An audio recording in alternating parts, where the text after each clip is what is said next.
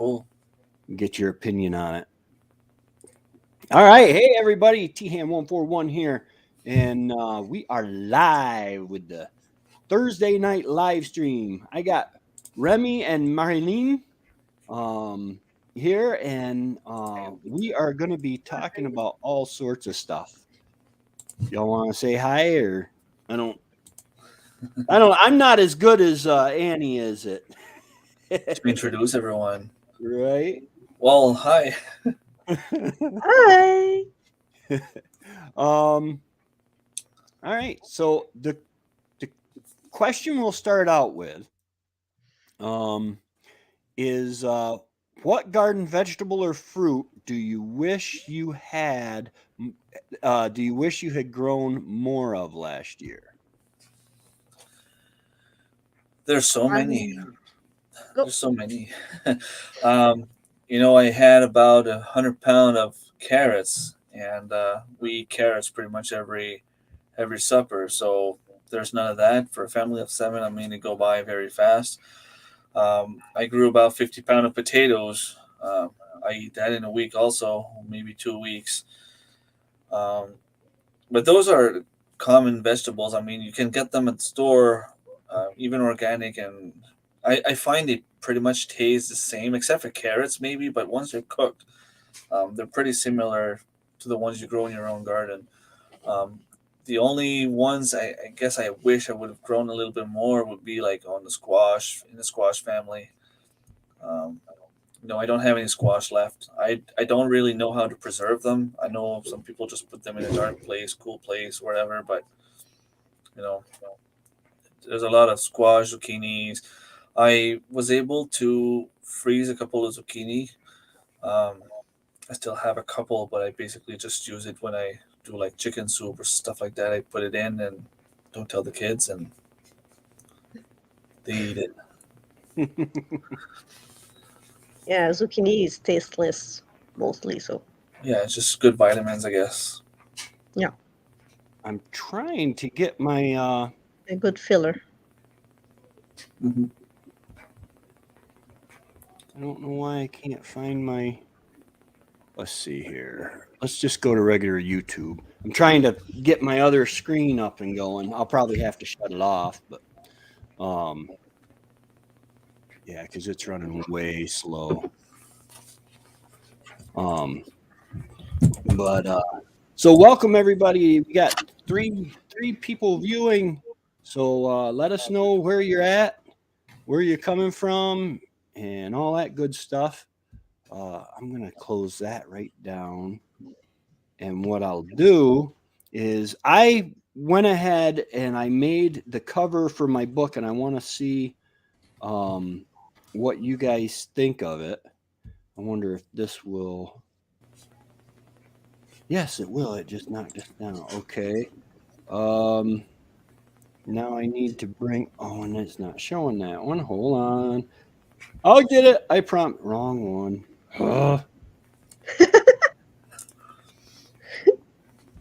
Yeah. Okay. That's a nice picture. Yes, that is Wendy and I just a while before she passed. This is going to be the cover for my book, Duty to Resist Cole's War. And I've got 130. I got about 100 pages left to go to hit the 250 mark. And it says Cole is just your everyday average Army veteran wanting to live his life in peace. He soon finds out that his oath to the U.S. Constitution has no end date when the atrocities his government is committing become more than he can bear. Together with his family and friends, Cole decides to take action and soon finds himself in the middle of a full-grown revolution. Set in beautiful Lewis County, New York, Duty to Resist Cole's War will have you rooting for the underdogs as they fight to take back their small piece of America. Right. It might work. Cool. 100 pages left on how many? 250. I've got about 130 done, so I got a little more than 100 to do. Good. And it's funny when I actually sit down to write. I turn the music on and it's just pouring out of me. I have a very active imagination anyway, but it's weird because I want it kind of PG-ish, but then I also want it realistic. Like there's a couple spots where there's combat and it talks about the mist that pops up when you the bullet impacts. So I don't know. Hopefully, it'll be interesting. Oh, for sure. Mhm. Uh, so yeah, Marilene, did you now Remi? You said more potatoes you would like to grow. More potatoes, more carrots, but potatoes take a lot of space. I find Mm-hmm. you can have like one plant taking like 3 feet of space, and you'll get maybe like 5, 6 potatoes, and not even enough for a meal for my family. Definitely squash. I fell in love with squash. I've had Hey, squash for Northumberland. my life. I Yeah, New Brunswick is a good province for potatoes too. I mean, Yeah. Did you see? I've got a video. Wendy and I did the feed bags.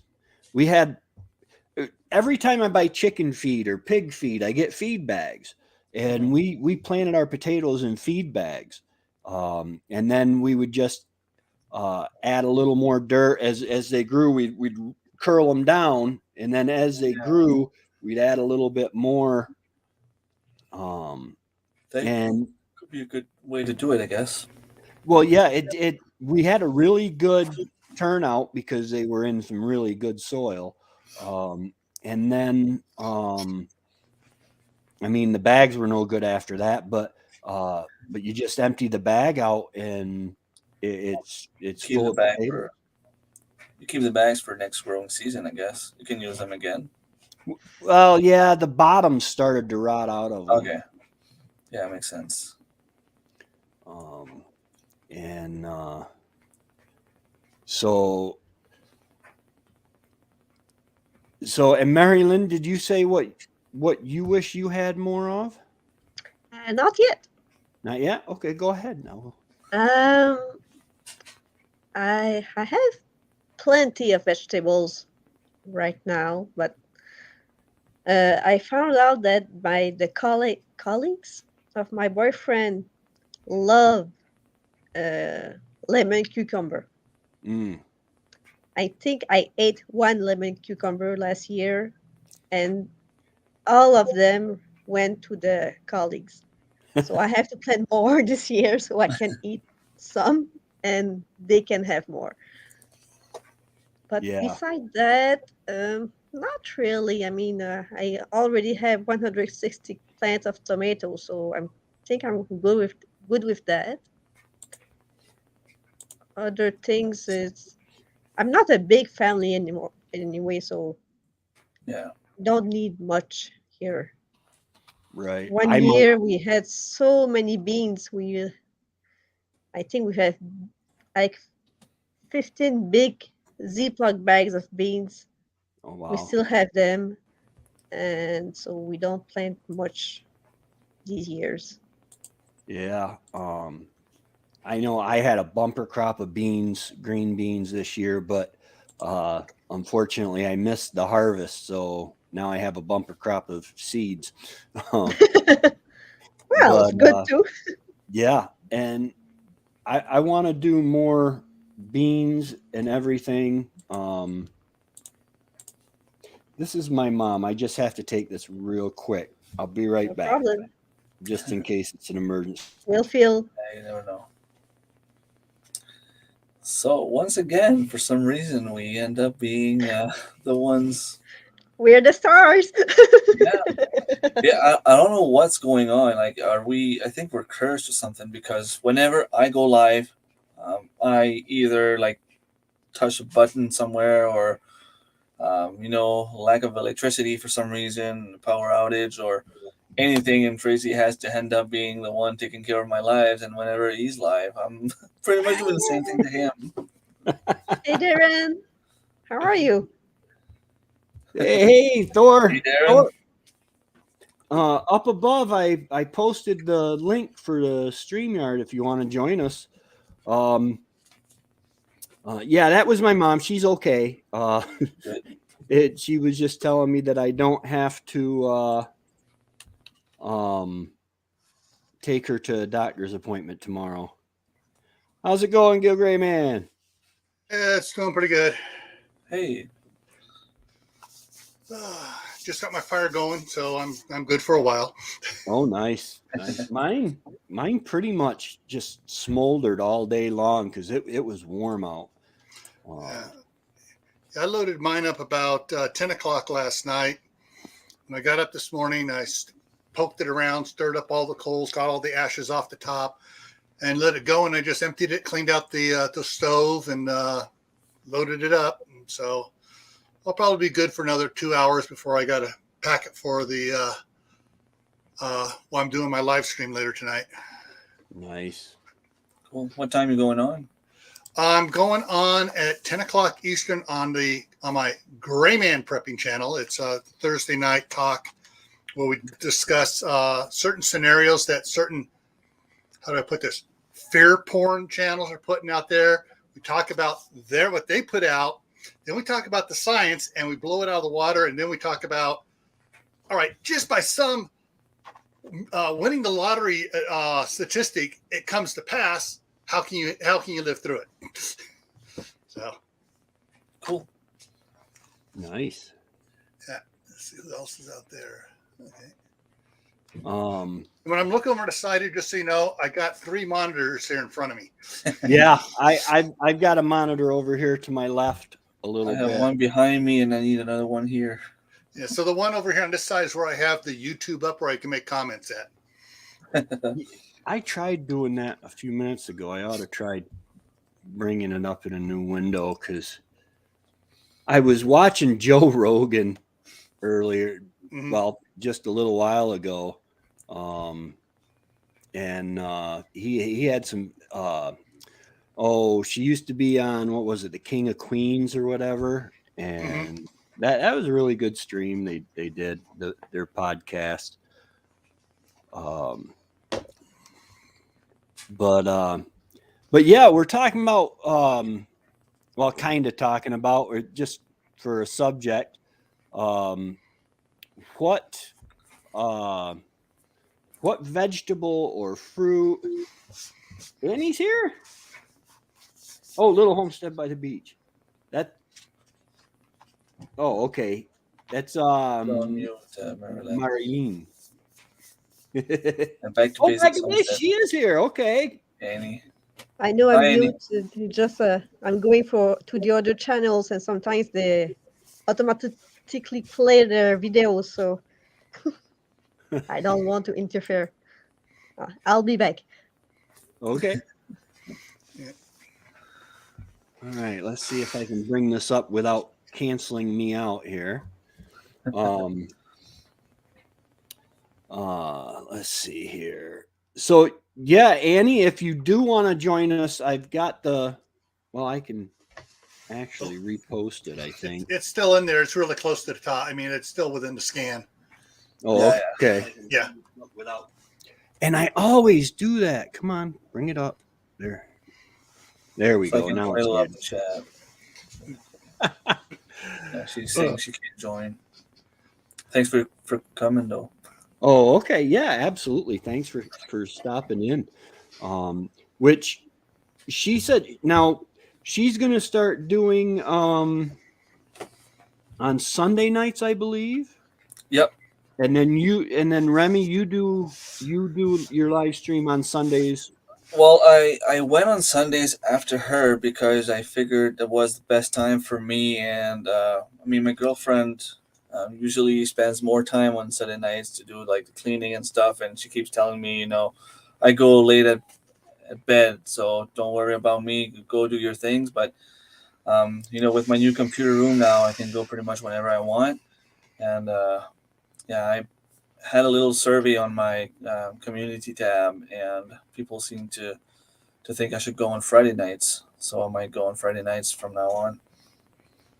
Yeah, I chose Thursday basically because at the time nobody that I was following was doing lives on Thursdays, but now I see more and more people are doing live. I love the live stream. It's a way, something that I always said was I wanted to be more involved in the community, in the homesteading community, and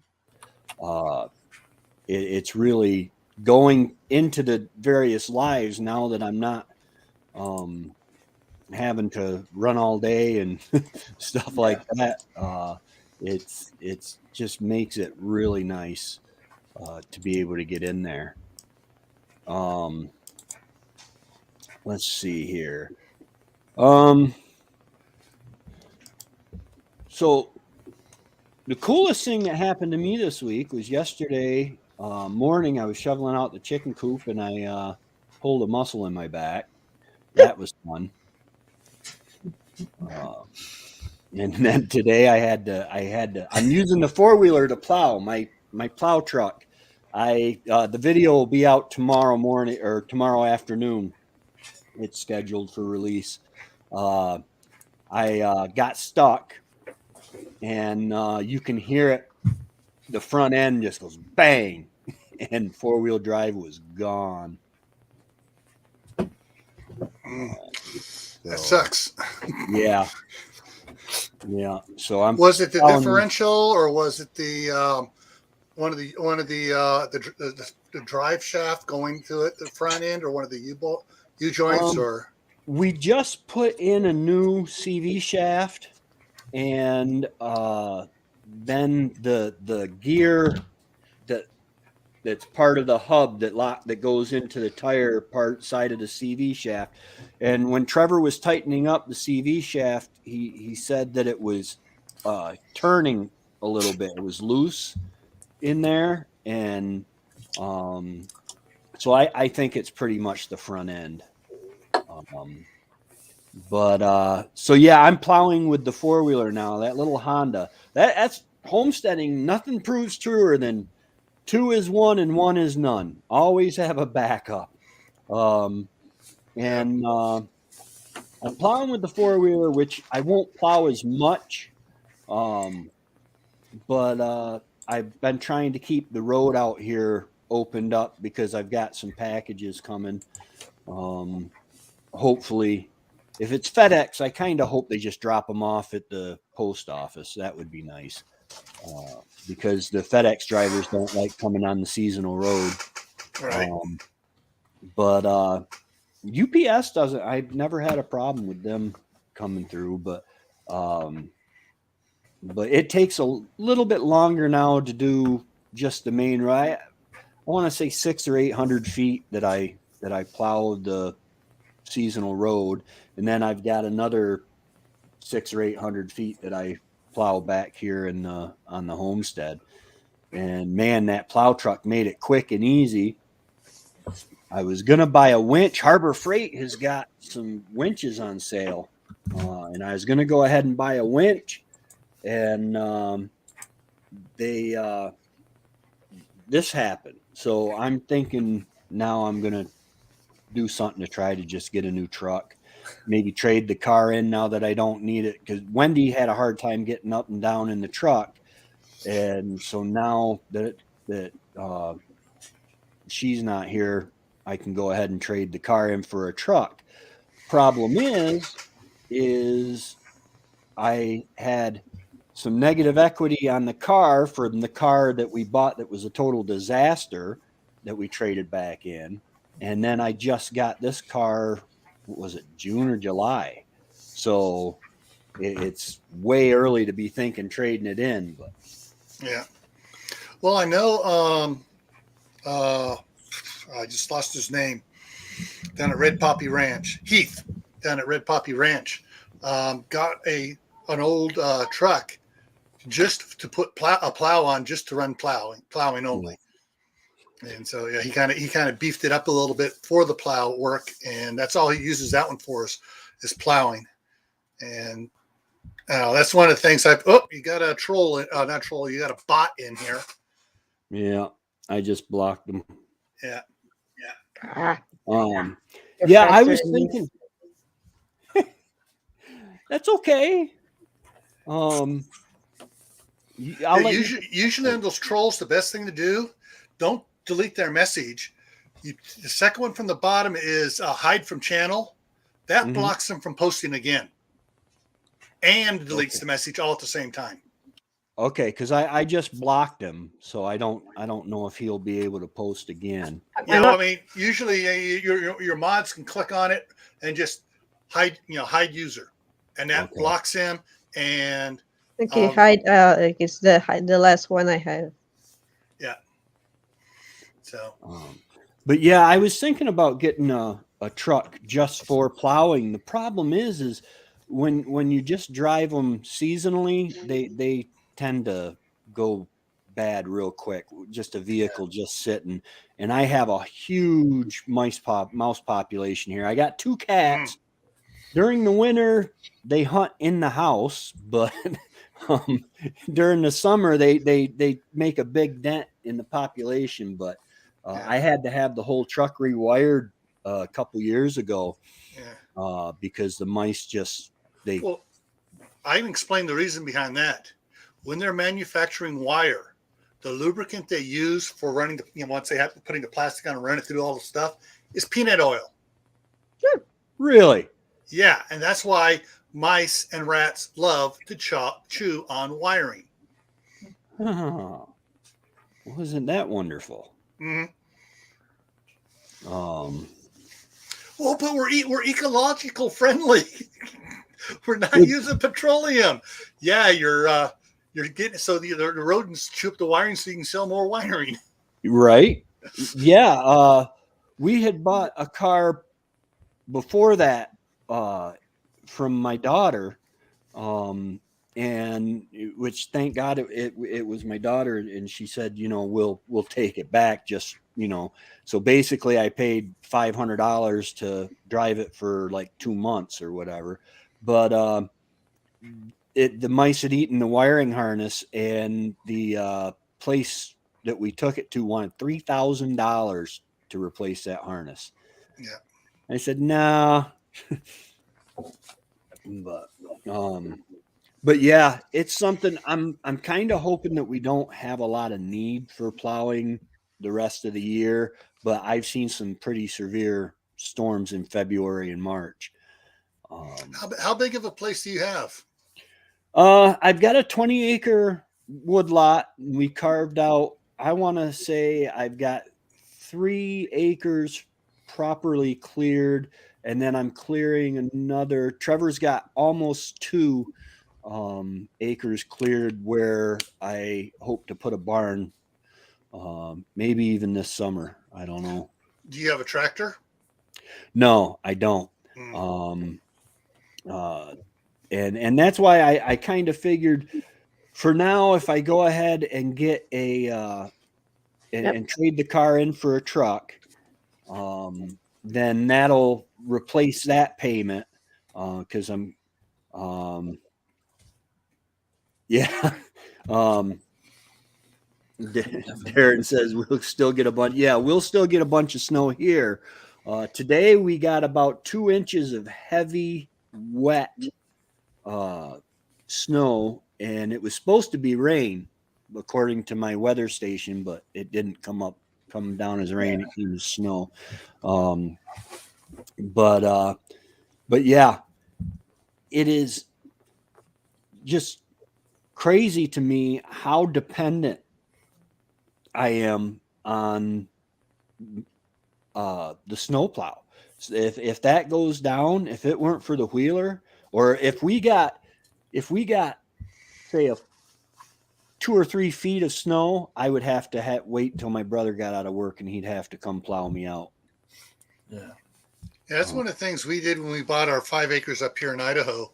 Was we got went and got the smallest 24 horsepower Coyote tractor, brand new, and so got the it had a backhoe on it, but it's easy to snap off, and I put on the 3-point hitch. And so right now I'm out running with it with the 5-foot drag box on the back. Mm. And so I, get the snow pretty good. I can plow forwards and backwards. Use the front loader bucket, turn down, and plow forward. Drop the drag box and plow backwards with it.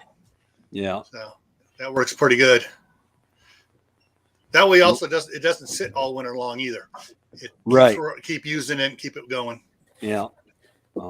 There's a Mahindra place down the hill from me, and I was thinking of trying to get one of them, but right now I think, because I need to get around anyway, and right now I can't afford another payment. I'm still trying to figure out what my finances are. I don't know if you know, my wife just passed away in December, and I'm just trying to get a grasp of what my finances look like going from 2 to 1, eating, which shopping is really weird because she's not there to tell me what to get for her to, and eating is different too, because she's not here to tell me how to make it.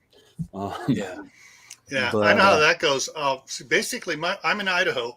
My wife is still in California because she's got nearly a six-digit salary down there, and so she's busy paying everything off. And so I'm up here cooking for one, except when the grandkids come across the street. Then I'm cooking for however many grandkids come across the street. Yeah, you can't deny the grandkids. They are awesome. Yeah. Haven't seen that in a long time. Cooking for one. Wow. But I would recommend. Yeah, I would recommend my wife's an accountant and financial advisor, so I would recommend not making any major purchases for at least 3 months. Right. Get your mindset all around the new stuff, because that's the biggest mistake people do is they lose a loved one and they emotionally make a major purchase. Buy a boat or 4-wheeler or skidoo. Yeah. Well, if I had a snowmobile or a skidoo, that would be awesome, because then I could just park the truck or park the car out there at the snowplow turnaround, and and this is a snowmobile trail. This road turns into a snowmobile trail, which makes me nervous driving on it. But Black's Tropical Homestead, welcome. There it is. These are some new people I'm following. I don't quite remember their names. Pretty interesting stuff, though. It's fun to see some people from, other places in the world where they grow stuff very differently than what we do. Like, they don't have snow down there. Look at them. Yeah. But they got high heat. Yeah. And they probably have spiders and snakes. Bobby and Sherry. All right. Well, welcome. Yeah, I remember talking to, I was watching one of Mike's MB Heritage, one of his lives, and he started talking about planting his winter garden, and I'm like, what are you talking about? It never occurred to me down south you can plant year round. Yeah. 70, nice. Oh, nice. We'll get there eventually. I figure it doesn't matter if the groundhog sees his shadow. We're going to have 6 more weeks of winter. Either way, where I'm at, I'm in upstate New York. So where are you at, Blacks? You're welcome. Bobby and Sherry, where are you guys at?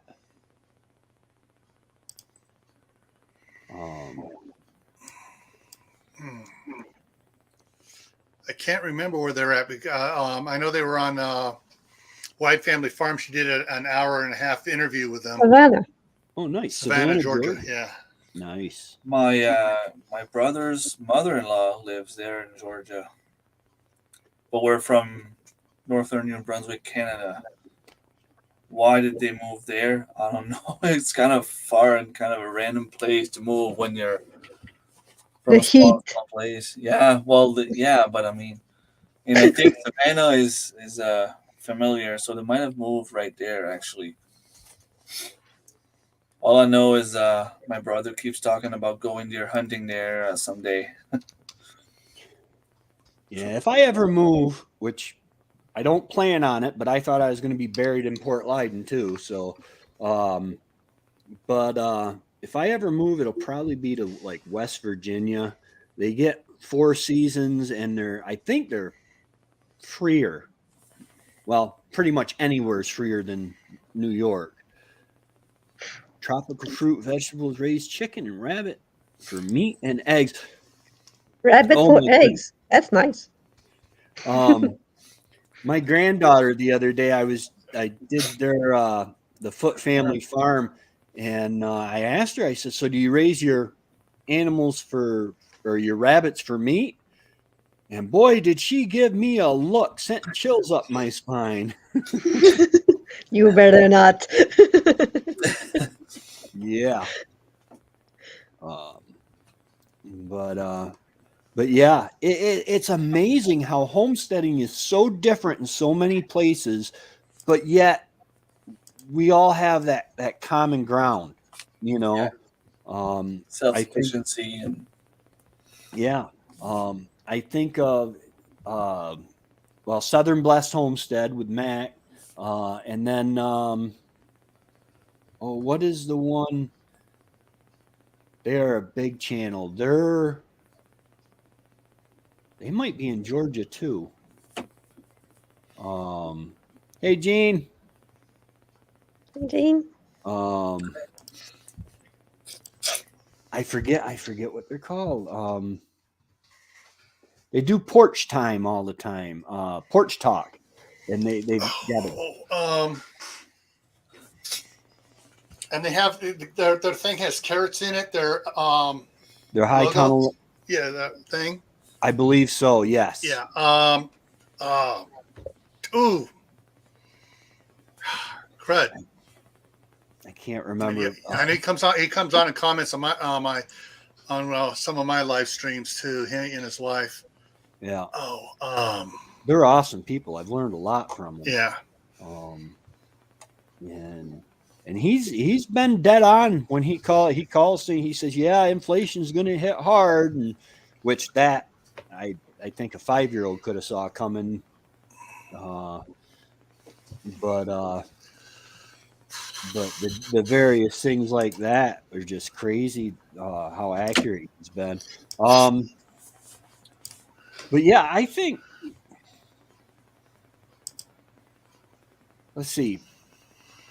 We've got a question. The one question that we kept going back to was what fruit or vegetable did you not grow or that you wish you grew more of last season that you're starting to run out? Deep South Homestead. That's it. Yeah.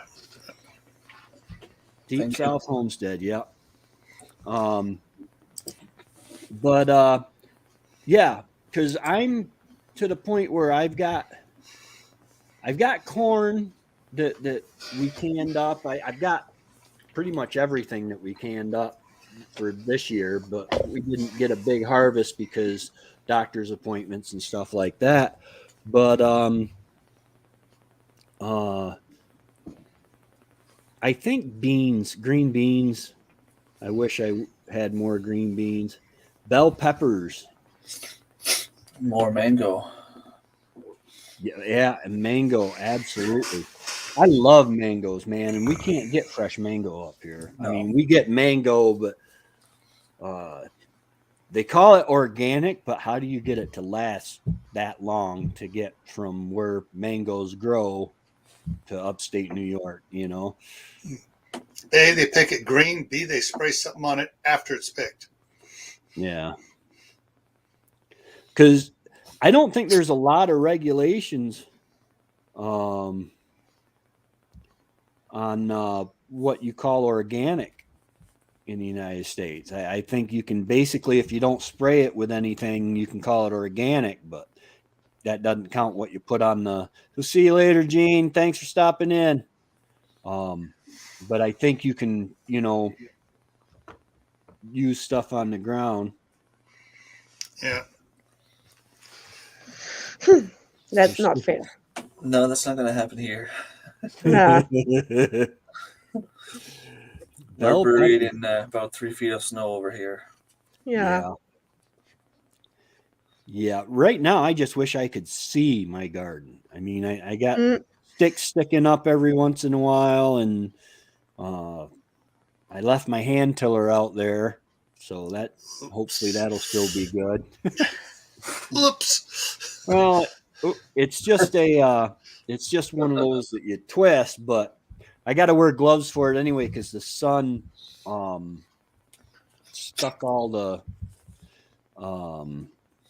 the handles were made out of something, and the sun kind of crack melted them.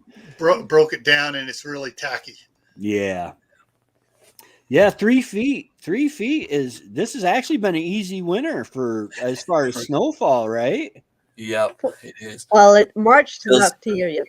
yeah, we still have about 3 more weeks in February, and usually we still have snow until the end of April, and we might still Yeah. get some. Like, there's always that 1 or 2 storms, like at the beginning of May. The ones where you can see the grass, and then boom, some more snow, and feels like Yeah. God of weather is laughing at us. We've gotten snow the first week of June for the last 3 years. Wow.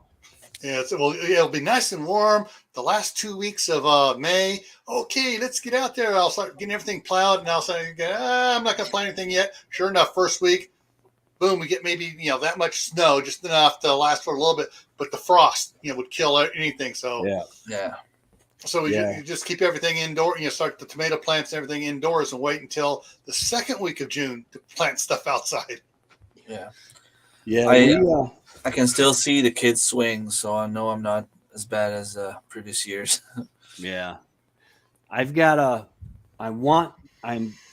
pretty much determined I've got to buy the taps, but I want to do some maple syruping this year. And I still got to buy the taps, and which I don't know if I get like 80 80 gallons of sap, that'll be fine, which I know that it won't. I think my friend Bill, he taps a bunch of trees on a bunch of properties, and I think he's already started to get set up in the woods, because now is the time, because it goes down below freezing at night, and then it warms up during the day. Already? Yeah. Well, right now it's 27, and then earlier today I think our high was, I want to say it was close to 40. No, Terrell and Paz, when the garage came down, a lot of that stuff was lost, and they were really really old, which I could have cleaned them up, but that's my sister Terrellin, and when my brother inherited the house and the garage that him and Pa had built, and it was full of all of Pa's stuff, and the roof caved in because of snow. He said, "Hey," he says, "you wanna shovel my roof?" This was 4 or 5 years ago. He says, "You want to shovel my roof sometime?" And I said, "Okay, just let me know." And he forgot to let me know, and I forgot all about it. And next thing, "Hey, thanks for shoveling my roof." and it collapsed. We still used it for a while, but we just tore it down. He's got plans to build another one, but there is a lot of stuff that was just lost. You can get some cheap stuff on Amazon there, those little plastic taps, and they come with little rubber tube. Mhm. And what I did last year, I just bought those like gallon of water. You drink water, you give it to the animals or whatever, and then you just keep the empty bottle, and you just took it up to the tree and put that little pipe in the bottle, and it does the trick. I mean, you don't have to go that expensive, especially if you're not sure. If you don't have enough maple trees or whatever, if you don't know how much you're gonna get. I know this Right. year I'm going with well, my brother-in-law has a land and he has a maple shack, but he's not here, so he gets one of his friends to go and take care of everything for him. And he keeps asking me to go, so hopefully this year it'll be the year where I can go and help him out. Yeah. It's something I always wanted to do. Trevor works for Kraft in Lowville. They make cream cheese. I guess Kraft has got two plants that make cream cheese, and this is one of them that he works at. And so he was able to get a lot of 5-gallon buckets that they use. When you get the ones that had salmon in them, the salmon comes. They're in the 5-gallon pails, but they're in like Mylar bags. So those are real nice. You rinse them out and can use them. I think the ones I got in my basement had jalapenos in them, and so they got a little bit of smell to them, but I don't think it'll hurt much. I washed them out real good, but it's one of those things where I guess it's like 40-1 from Yep. what I hear. And if I can come out with 2 or 3 gallons, just so I can have a couple quarts and give a couple quarts away, Yeah. Because it was like in the $35 to $40 I don't know if that was for a quart or a liter or a gallon, but I know it went up because last year was a hard year for the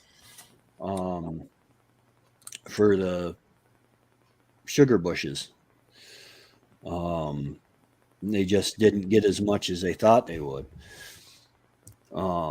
But yeah, I cannot wait to get rid of the snow. I am so tired of snow. I live in upstate New York. I know I'm going to have snow till April. My last frost won't be until, well, here, I think it's like the middle of May. And where I used to live, it was Memorial Day weekend, the last weekend in May. And then we would plant the first full moon after that. Usually it was the first week of June. We would plant. Yeah, Terrell, probably a quart. Yeah, it's expensive stuff. But I'm just going to set up outside. I got one of those turkey deep fryers, and I'm going to hook up a propane tank to that and start boiling and just keep adding sap, let it boil down, add sap, let it boil down. Hopefully it comes out right. If not, I'll just keep boiling it down until I get the candy. Yeah. At my parents, the planting day was his about Father's Day. So Father's Day. yeah, No, that's in June, right? Yeah. Wow. And I kept that date. It's a safe date for Yeah. us. Yeah.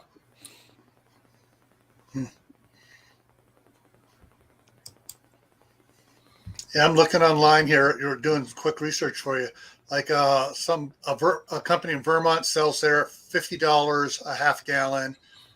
Someone else has theirs for $33 a quart, and some of these other ones here, $24 for 12.7 ounces.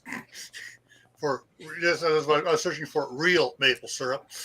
Wow. It's crazy. It's so expensive. More expensive than gasoline. Yeah. Yeah, and gas is pretty expensive too. Yeah. I was just looking at my shelf there, and I found this.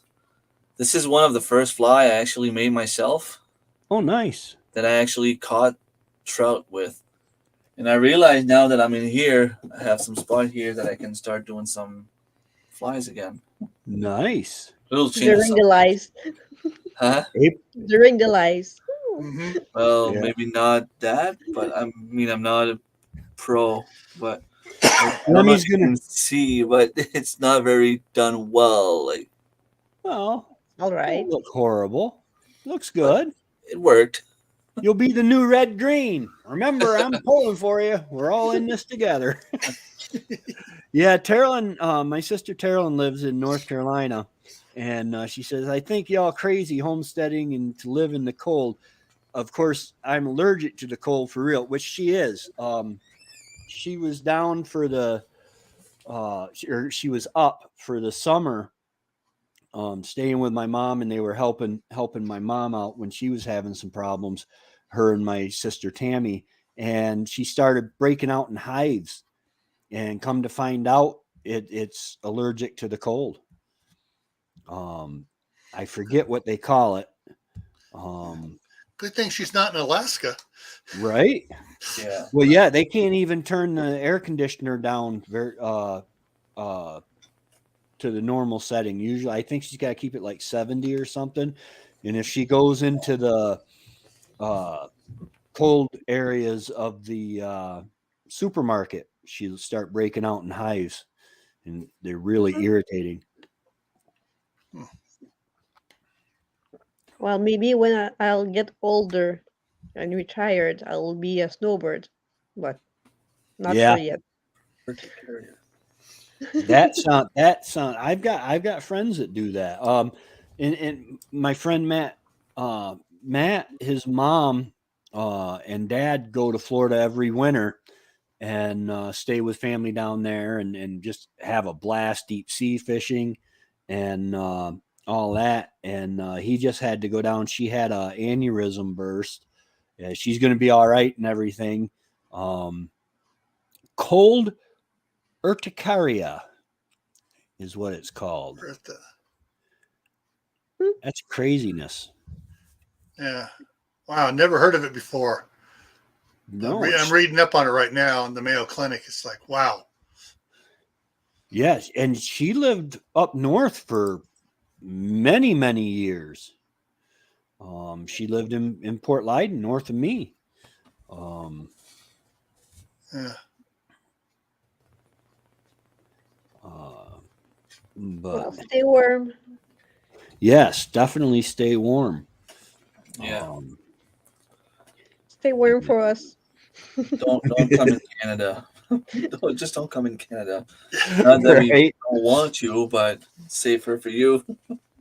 Not even in summer. Not here yet. Yeah, Yeah, but it's even we've had some frost in the middle of July, so Yeah. yeah. It reminds me of I went to Florida. We we all packed up and went to Florida. My mom, dad, my little brother, and I, and it was 70 degrees, and we were going swimming and having a ball, and people were looking at us like we were nuts.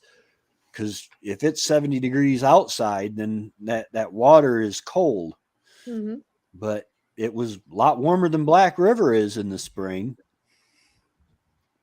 Black River gets cold. I remember we went, me and a friend, we weren't supposed to.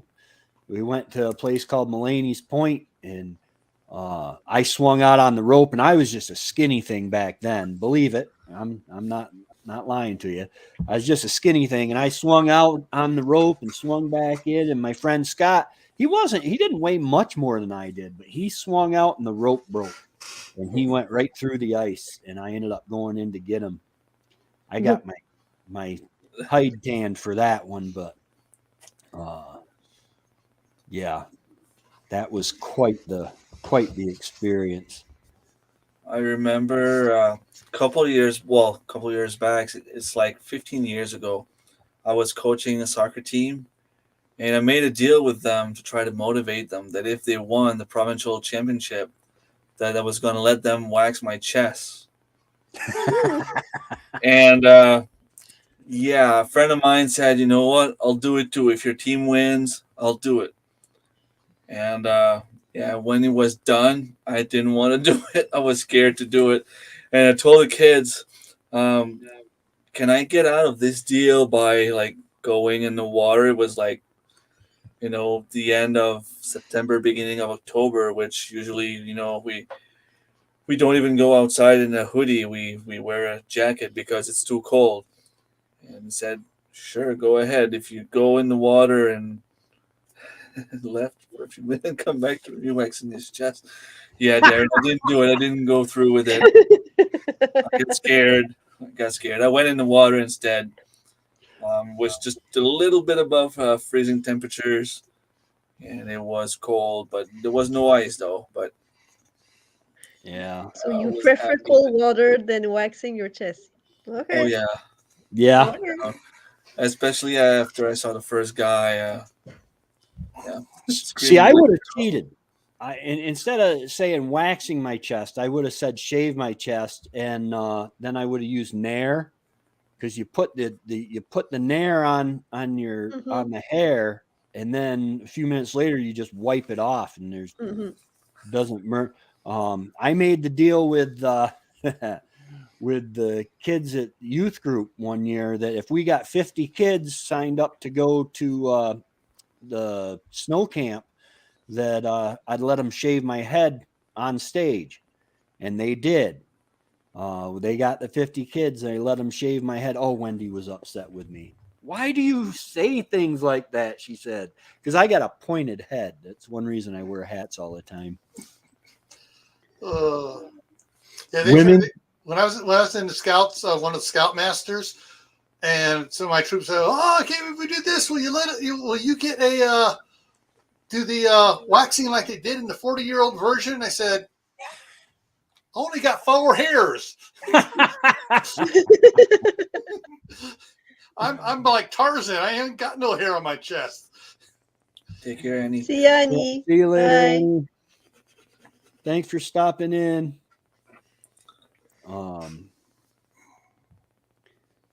Yeah, she's got to put the kids to bed. But yeah, now Terrell, women can take waxing better. That's like saying women can endure more pain than men. It's a very subjective statement. Yeah.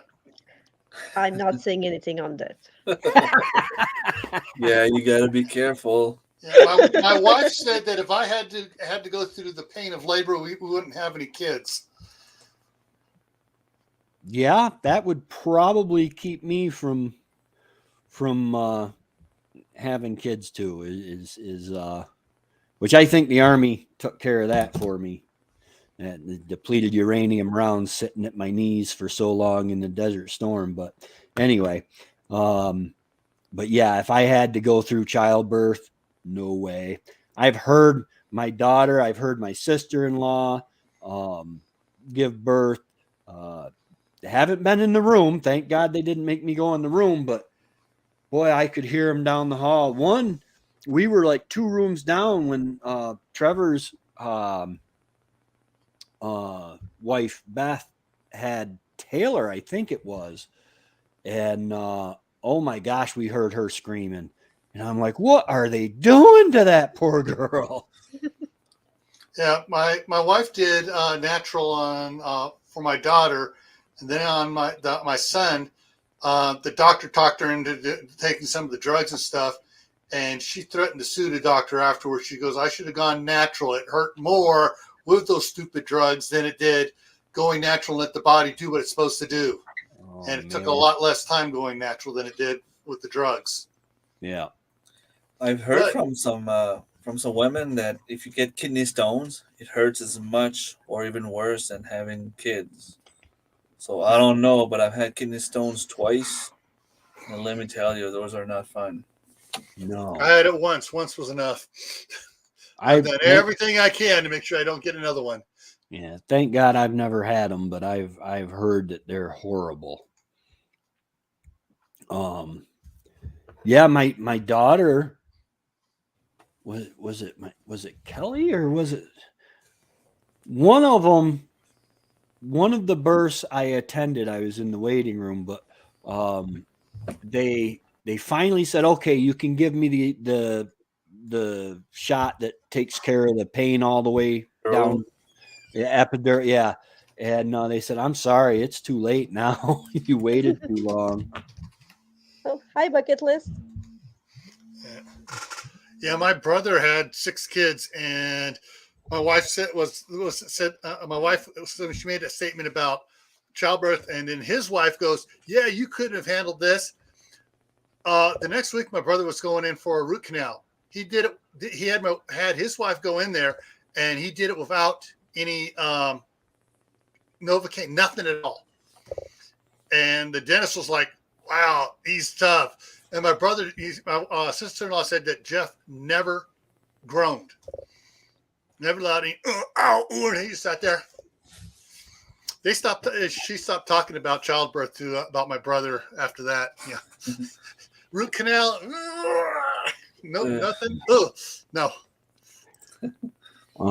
I can't stand to have someone's hands in my mouth. When I was in the Army, I was infantry, and I went to the dentist, and he started prodding. I don't even know if he started doing what he was supposed to be doing, but he just started prodding around in there. And I said, "Sir, you got to stop." He was a major, and I was a specialist. And he says, "Oh, come on, buck it up. You're infantry." I said, "Sir, you got to put me to sleep, or we got to stop." And he said, "No." He said, "Sit there, be quiet, and I'll be done here in a little bit." And finally, I grabbed his hand and moved it from my mouth. I said, "Sir, either I'm going to either call the MPs or let me leave." I said, "I can't stand it." Because it was just horrible. But he thought because I was infantry, I had a high pain threshold.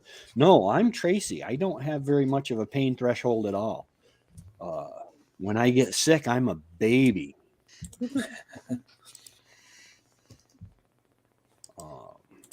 Well, I pulled my back.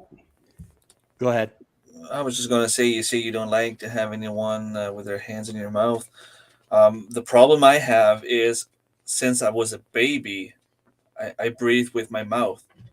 So if you go and play in my mouth, I can't breathe with my nose. First of all, I have sinus issues.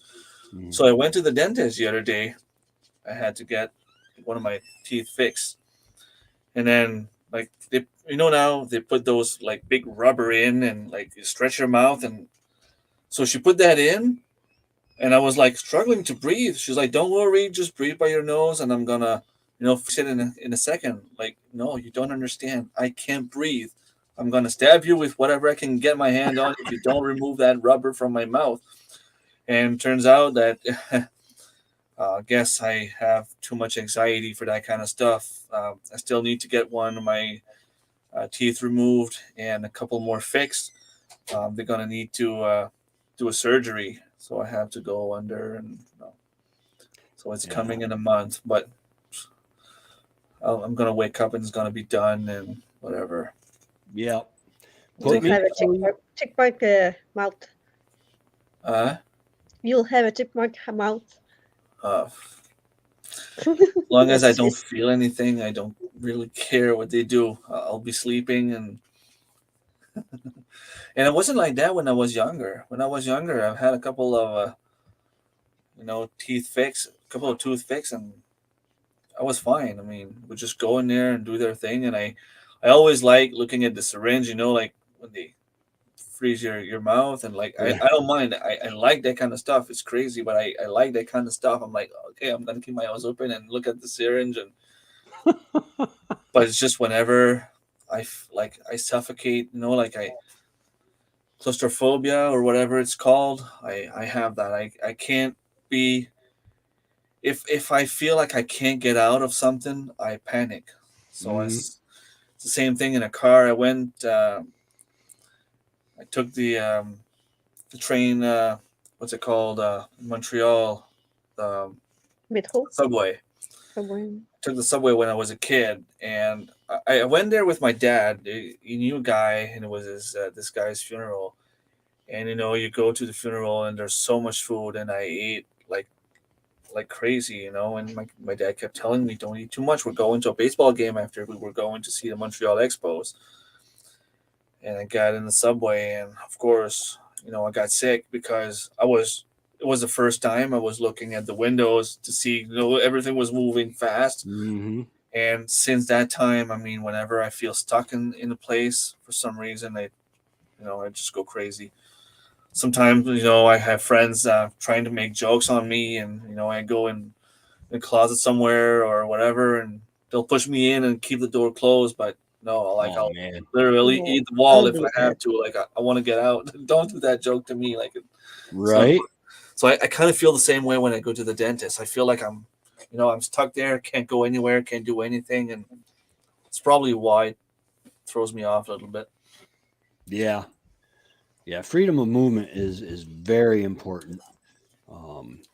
It's probably why you're a good homesteader. You like being outside.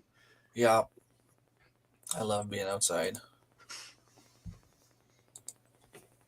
You feel you have no control. This person is hovering over you and you're practically upside down. I feel like I can't get, yeah, can't get away if you needed to. And the scary thing is they got a tray full of sharp objects sitting right there for you to grab if you if you really need to. But And when I'm in the dentist, one thing that bothers me is like, as long as my head's upright, my sinuses stay clear.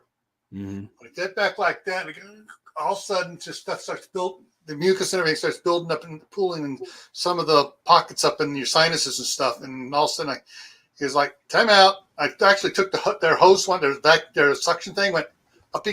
Okay, I'm ready now. Clean this off. I want to stick it back in my mouth. Oh man.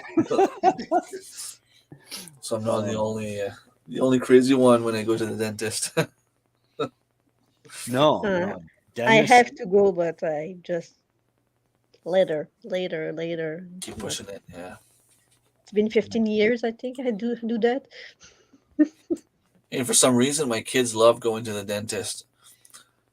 I guess I mean the dentist is probably so good that kids go there and it's almost entertaining for them. You know, like all those little things and the TV and cartoons playing and he's talking to them and making them laugh, and they go there and they don't feel a thing, and they come home with a new toothbrush and you know a little surprise bag, and they're all happy and they don't care. They want to go. I didn't have that when I was a kid. No, me neither. No TV, nothing. Carolyn says she slapped Dr. Velo once when she was pregnant. She was so embarrassed. Yeah. Remember though, did they give you guys? They had these little pink pills that they would give you, and it would color. Yeah. Mm-hmm. Yeah. The food coloring I pills. don't remember. Are they food coloring pills, and then they give you fluoride pills or something that turned out to be the pills, so it would color anything you missed after your brush. So right. you brush when you think you've done it good. Chew one of these things, and then you see all the stuff you missed. And yeah, bucket list homestead. It's so expensive. I have insurance, but the insurance, like the way it works, I have to pay, and then I get a refund later on in a couple of days. So to me, when I go, I mean, I go with 5 kids.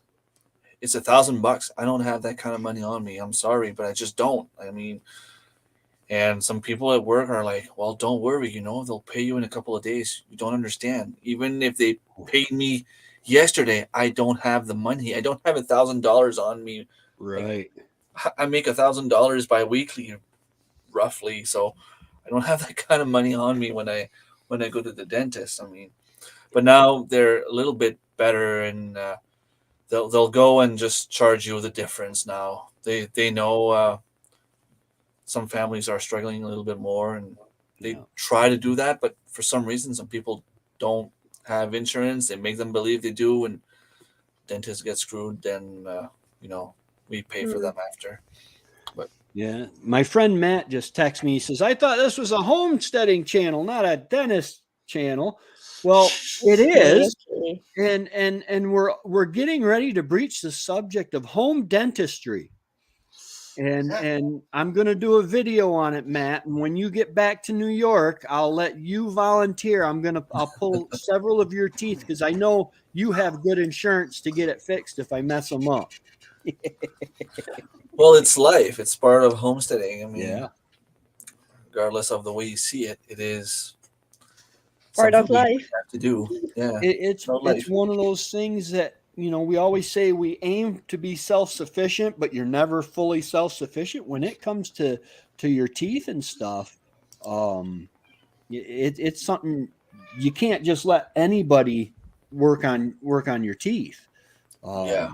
And it would probably be a good idea to have a dentistry book or two. Okay.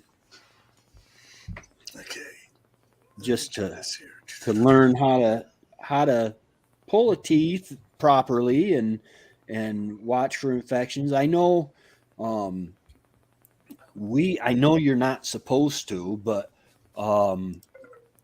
we what was that? We were buying we've got a storage of the fish antibiotics and stuff like that so that if we need to, if we get it, what do they call it? Abscess or something like that, we can kind of take care of it. Hey, Alana, welcome to the chat. We're talking dentist. All right. Yeah. A lot of people all over the world are literally living paycheck to paycheck, and it doesn't matter, the if I know in Canada you've got the universal health care, but sometimes you've got to wait months and months and months to get in. Yeah. Okay, I got a little. I'm sharing one of my screens there. If you want to put it up there, about dentistry here for preppers. So you need to do it down below. Just go ahead and click on it and add it to the stream. Okay, this is at my friend of mine's Joseph Alton and Amy Alton's their website Doom and Bloom. They have a whole bunch of kits out there. So here's your Survival Deluxe Grab and Go dental kit. Oh, nice. Yeah. So yeah, she's got a. I don't like it. I don't know. Here's the thing with this. You get something like this and you make friends with a dentist. That way, if there's an emergency, you have all the tools there and he can come over and take care of it. Yeah. Or with a SHTF scenario, you have all the stuff and you're good. You don't have to he doesn't have, you make friends, say, all right, we got the equipment, whatever the equipment do you need?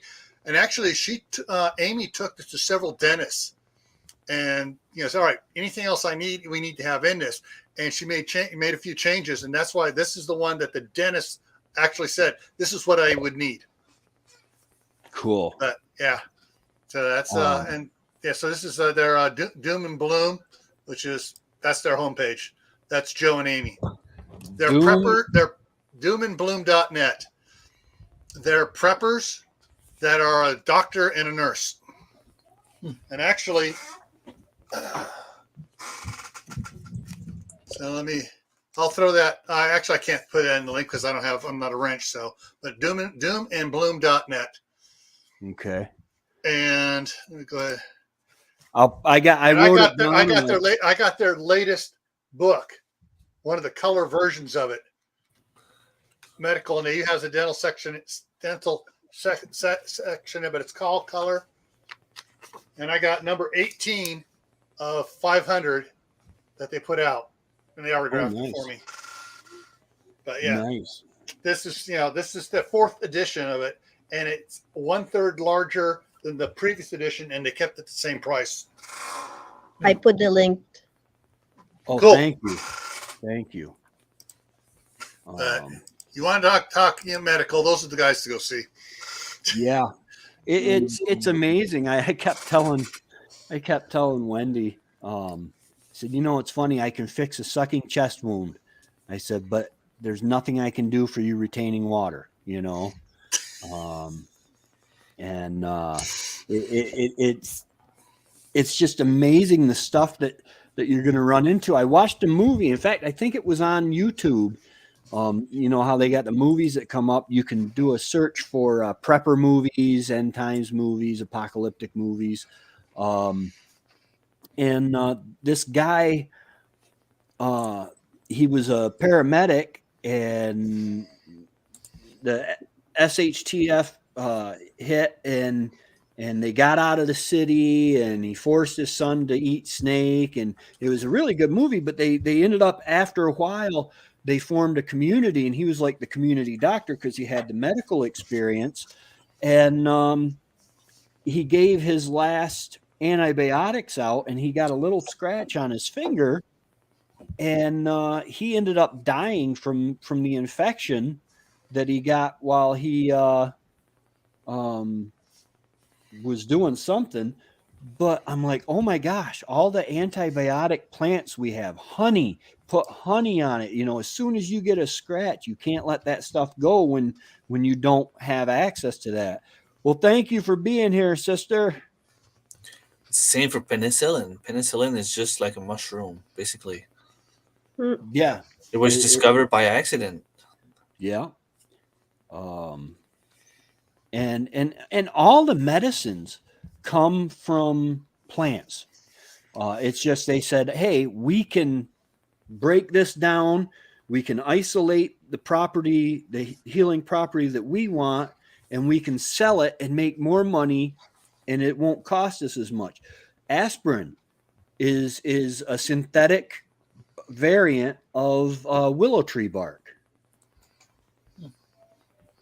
Willow.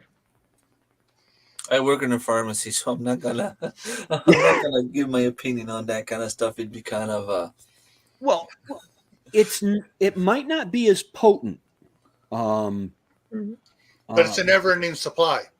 Yeah. Right. And I mean, most of the evidence I have for it working is either experiential, where I've experienced it myself, or anecdotal. My grandson, we were walking, and I wanted to see they had a guy put beehives on their farm, and so I said, well, we'll walk up to them on the side. Well, I didn't know they had 4 beehives, and the openings each faced a different direction. And I said, we'll walk up on the side and you won't get stung. And he got stung on the cheek. So I grabbed him and we went out of there, and I scraped the stinger out, and I found some plantain and chewed it up real good and smeared it on that. And he said, Papa, it stopped hurting. I said, yeah. I said, it does good like that. Yeah. And I've learned about that 2 years ago. Yeah, it's a very good plant, actually. It is. Plantain is very good. The seed pods, they kind of look like corn cobs, but they are an awesome mild laxative, which is more of a side note.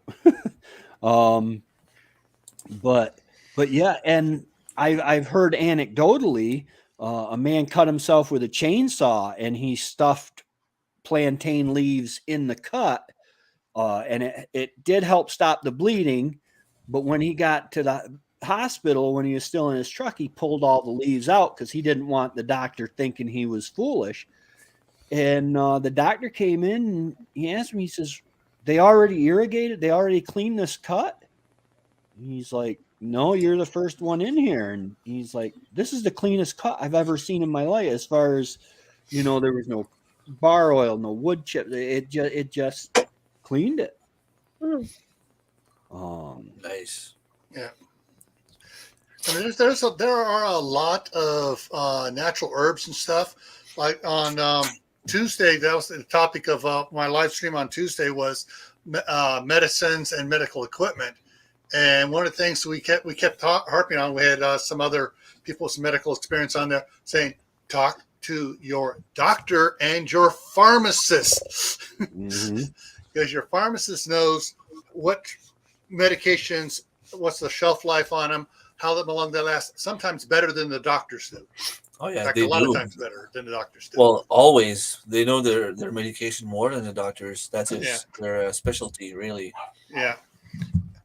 And generally, they're not paid by the pharmacy company to hand out prescriptions for certain things. Yeah. Right. Well, that's something that we run into a lot. And if you go to a doctor, and I don't speak for all doctors, doctors want to do good. You know, there's no doubt about it. You don't become a doctor because you want to get rich. But if you go to a doctor, you're either going to leave with a prescription or a procedure. And contrary to popular belief, business-wise, they have no real motivation to see you get better. I mean, the only way they can make a living off you is if you pay them. Now, like I said, that is not all doctors. You got that one, Marilene? Yep. Yeah. And it's gone. Yeah. Yeah, there it goes. Boom. Okay. Now it's gone. Yeah. We were lucky. My brother had made friends with a doctor, an OB-GYN. And of course, my brother wound up having 6 kids, but he worked trades out with him for the stuff. And we wound up landscaping the guy's property, building fences, retaining walls, rewiring his garage and stuff. You know, so we worked stuff out in trade. And this was back in the 80s, the late 70s and 80s. And so there was a lot of, there were a lot at that time, even in California, some doctors that would,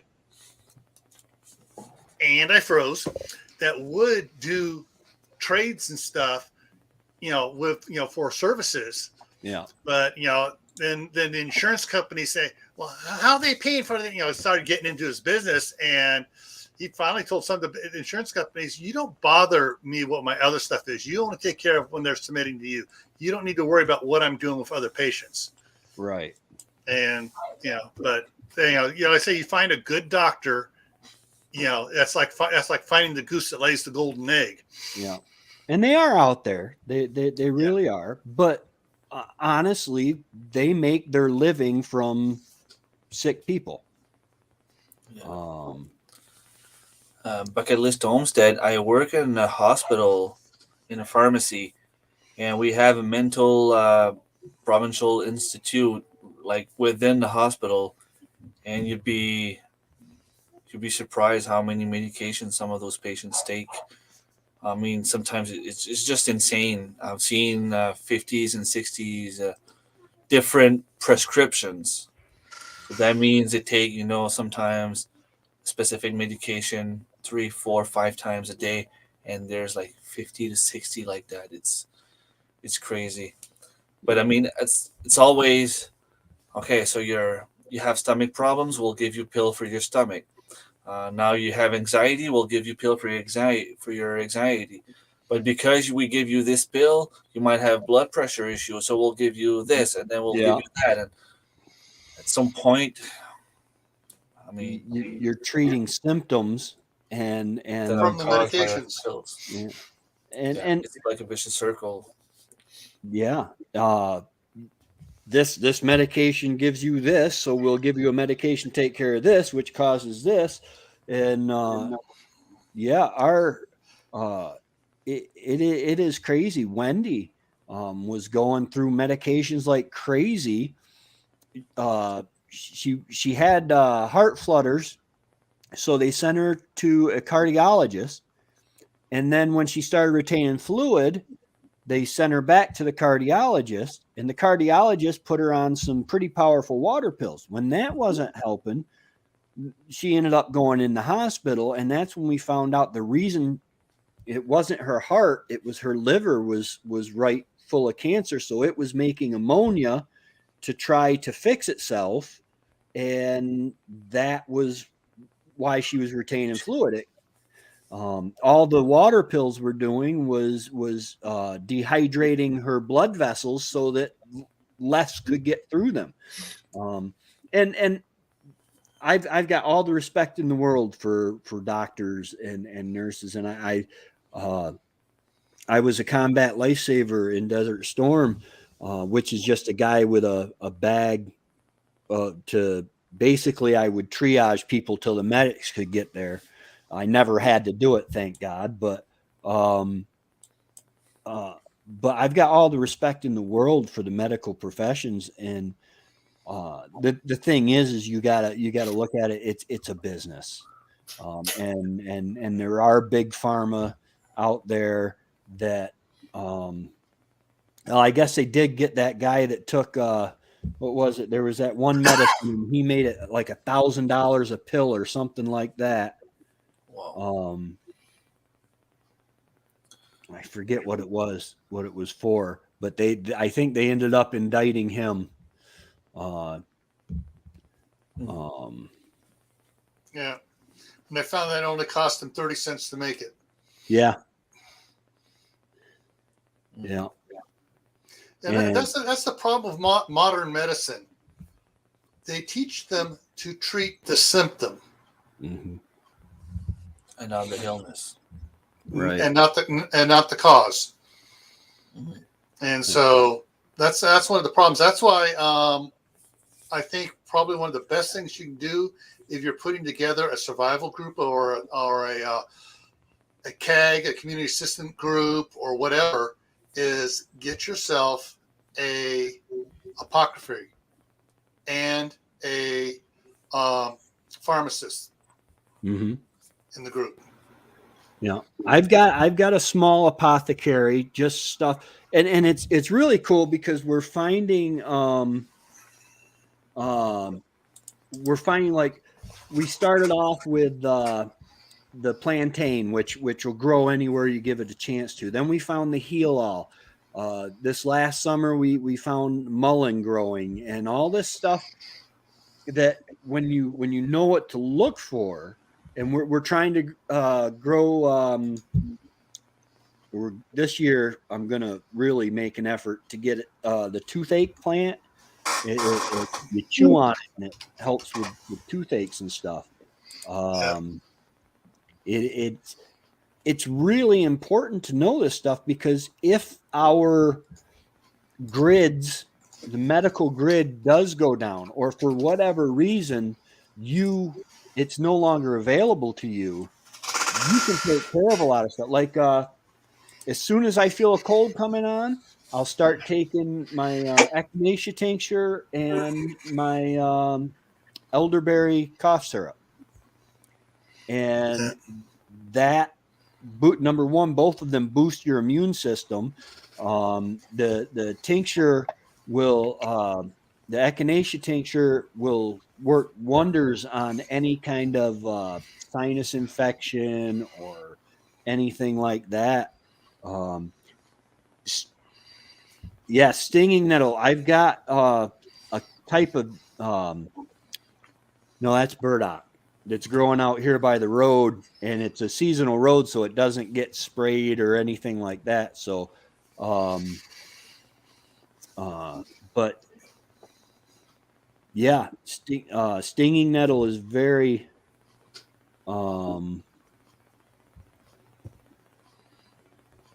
yeah, it was EpiPens. Yeah. And I remember when just a few years ago, a government administration worked out a deal where we were on the preferred nations list for any pharmaceutical deals and stuff like that. And the prices went from $600 a month for what was it? I think it was insulin, down to like 60. Yes, jewelweed is awesome for poison ivy, and it will grow anywhere that poison ivy grows. somewhere in that area you should find jewelweed. Now you don't find poison ivy everywhere you find jewelweed, but the jewelweed is usually growing around poison ivy. Wild lettuce acts like morphine. I did not know that. It depends on which type of wild lettuce. There's like 60 different types of wild lettuce.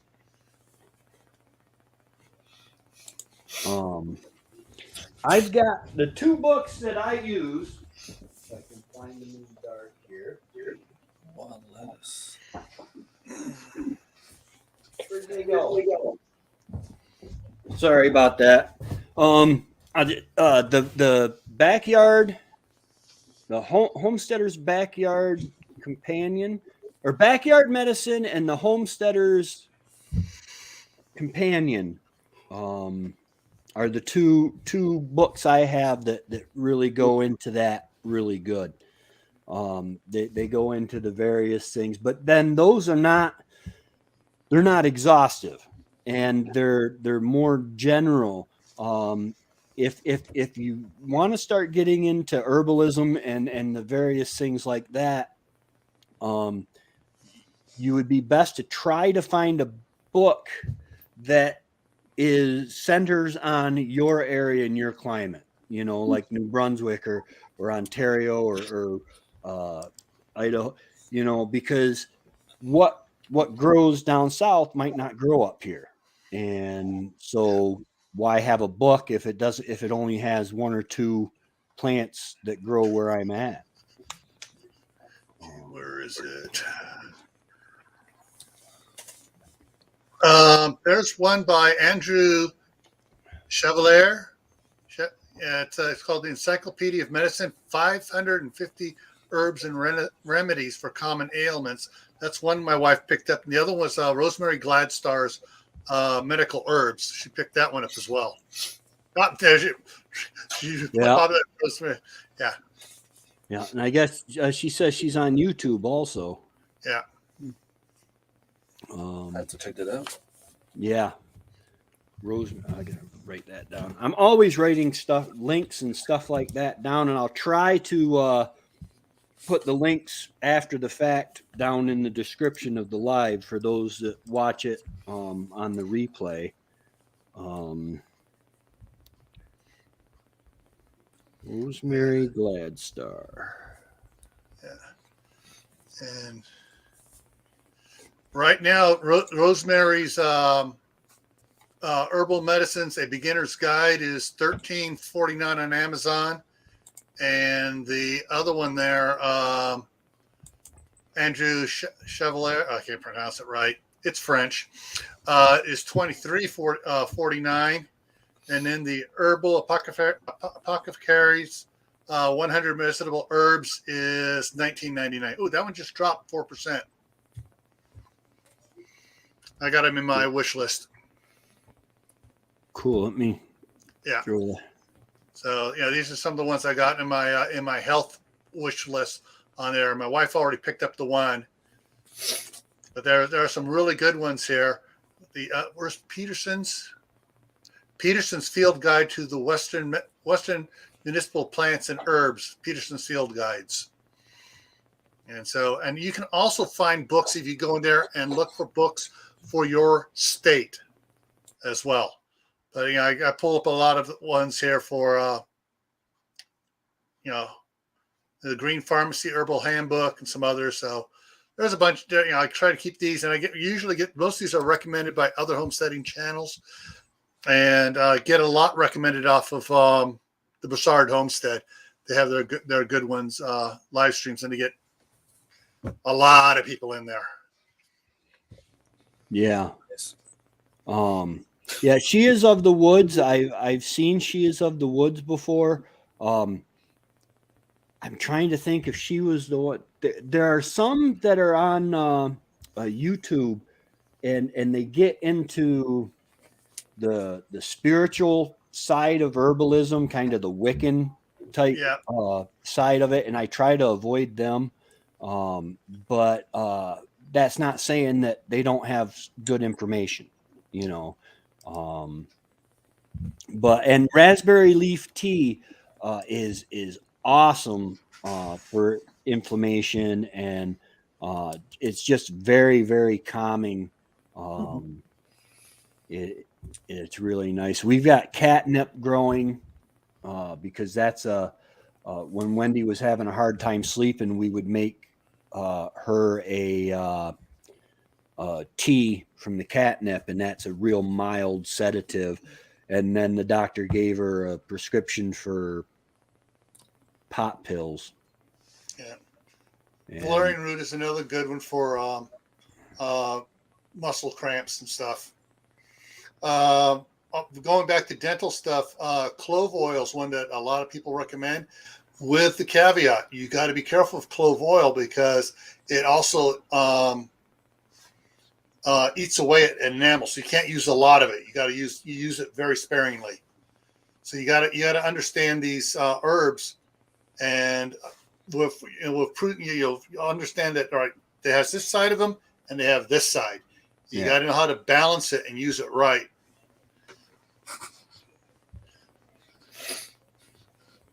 Yeah, CBD oil. If you get the real CBD oil, they have found a lot of CBD oil has very little actual of the whatever it is in it that helps with a lot of stuff. But yes, I'm just a big advocate of the herbalism and stuff like that, while also noting I go to the doctor regularly also, because I don't have to take my health into my own hands right now. I'd rather have a professional do it. And if you can find a good doctor that's also a survivalist or prepper, you're so much the better. Yeah. Yeah, unfortunately, Doc Bones and Nurse Amy are down in Florida, and I'm up in Idaho. Yeah. When I had my wisdom teeth pulled, I had dry sockets, and my dentist put a piece of gauze soaked in oil of cloves, and the pain stopped instantly. Yeah. Now, Wendy, I've got a video on it, and she takes vitamin E cream from the dollar store, and she puts, I think it's 20 drops of camphor oil, 20 drops of eucalyptus oil, and 20 drops of peppermint in it. And now her drops are not single drops, I come to find out, because I made some and it wasn't as strong. Yeah, hers are like one, yeah. And but when I do wood, I got to a point where I'd pick up a block of wood by the end with my hand, and it'd slip right out of my hand. The pain was just horrible, and I couldn't really close my hand. I came in and rubbed some of that on my hand, and after about 10 minutes, I went back out, and my hand was as good as new. But yeah, it's amazing, and all this stuff comes from nature. It's just that they take and they isolate the properties of what they want. But when you take a natural remedy, you have to be very aware that you're also getting a very rounded effects. Like echinacea, yes, it treats your nasal passages, but it's also an antibiotic. So you got to keep that in mind. Yeah, I grow my own marijuana. Yeah, that's in New York. I guess we can grow 6 plants now per household, I think it is. But I won't do it just for the simple fact that being a youth leader, it wouldn't look good. But Yeah. Hey, let's go over here. He's got some plants in his backyard. Yeah, yeah. Where you been, Tracy's? We've been on the homestead, Mom. It's far out. Well, they don't say that anymore. It's like, wow, look at the colors. Yeah. Well, the modern day, the stuff I grew up, because I was into drugs when I was a teenager. I joined the Army to get away from it, and it was there too, but I was able to break free from it, the various drugs. But the pot that we smoked back in the 80s was so much different than the stuff that they're passing around now. They have learned so much about propagating the THC levels and stuff. Bucket List Homestead says, I can't stress enough, you need to be an advocate for your health, especially women. We can't help our families if we aren't healthy. If something feels wrong, chances are it is. Absolutely. Absolutely. My Wendy had a doctor, and now we went to the VA. I'm disabled through the VA, and that's socialized medicine. And we had a doctor that had come from the outside, private practice, into the VA system, which doesn't happen very often. And Wendy told her, I've got this, bump here that, and the doctor says, yeah, okay, whatever. And moved on to, checked her breathing, her heartbeat and blood pressure, and then, processed her through. Well, she got a new doctor. And Wendy told her, and she says she stopped, she felt it, and she said, okay, I'm going to send you down the hall to imaging. And they did an ultrasound, and she says, okay, there are masses there, that day. And we went from her office to imaging, back to her office. And she said, okay, I'm going to send you for a biopsy. And that doctor is literally responsible for giving me 18 extra months with Wendy. She wouldn't have lived a few weeks, maybe a couple months at tops, had it not been for that doctor. So yes, you have to be an advocate. I wish now we would have pushed things, but I didn't. I was like going with the flow type deal.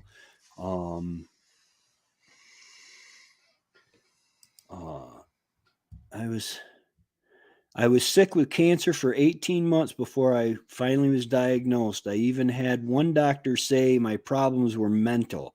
My own doctor sent him a letter with my diagnosis and told him he needed to retire. Yeah.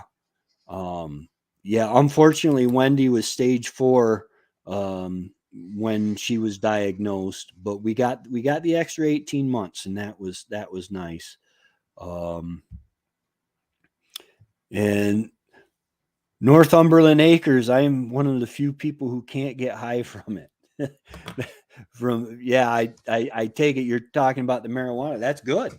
That's actually good. Yeah, well, if you use the CBD, chances are you get more on the low side. Yeah. Just get mellow.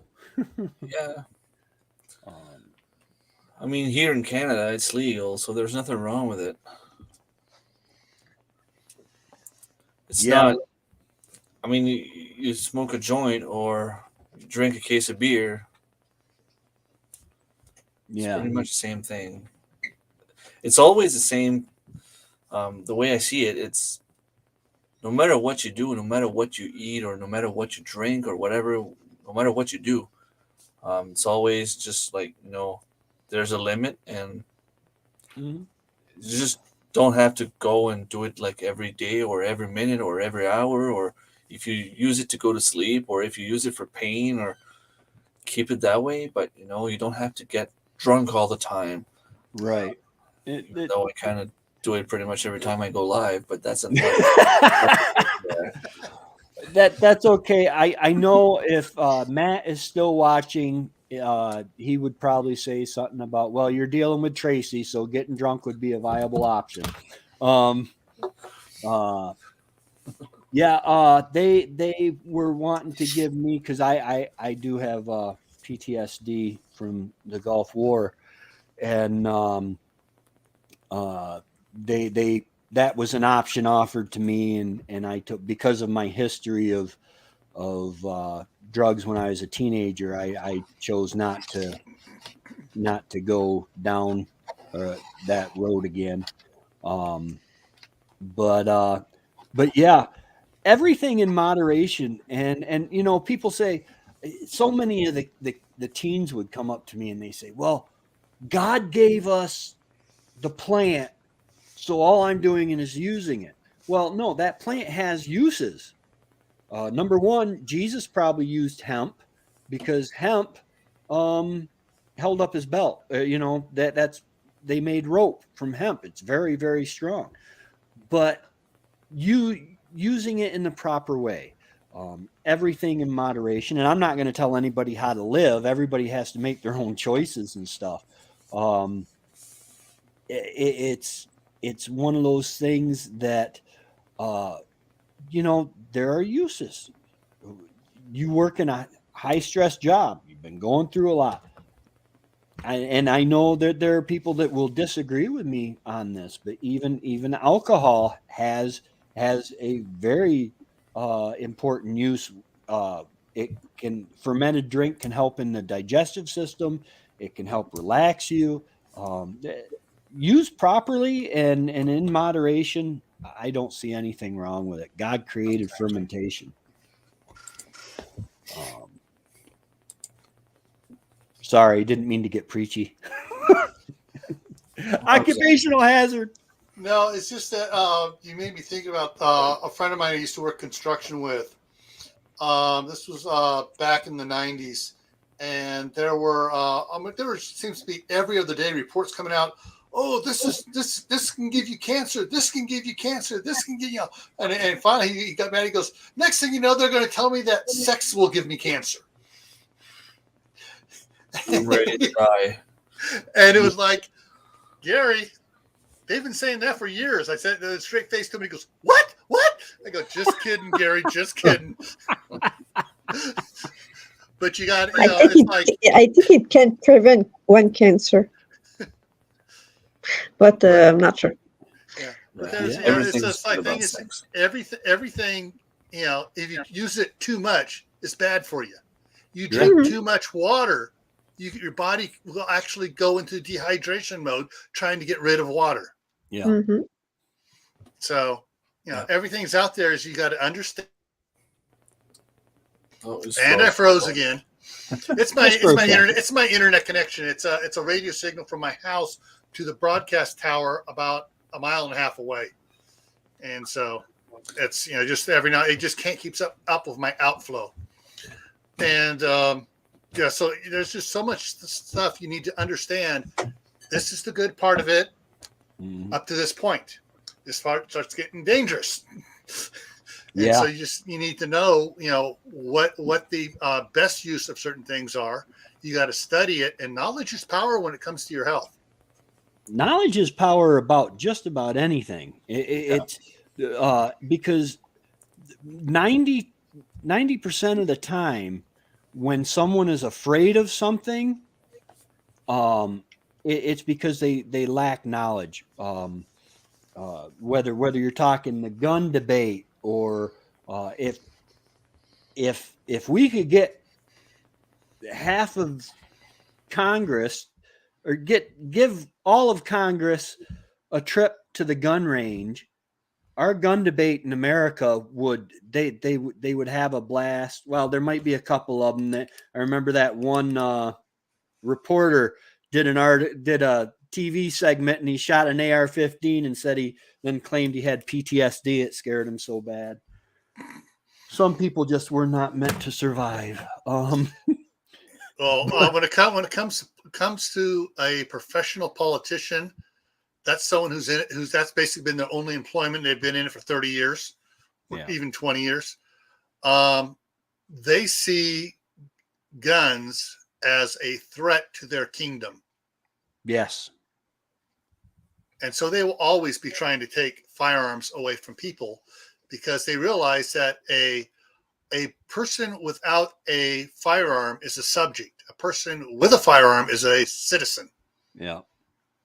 And it's like anything. It's human nature to try to control. And that's why we see so many rules for thee, but not for me type situations. And I am really so proud of our northern brothers. I don't want to get too much into politics, but this whole truckers march on Ottawa, I'm just so I hope it's not inconveniencing the population too much, but there comes a time you gotta stand up and say, hey, this isn't right. And I'm so glad that they're doing that. Now, if we could just get the cojones the Canadians have. There's one scheduled here in the United States. Is there? Nice. Several channels on Facebook have been shut down because they've been promoting it. Oh. Let me see if I can find it here real quick here. It's okay, go to that page, and it's set for March 1st.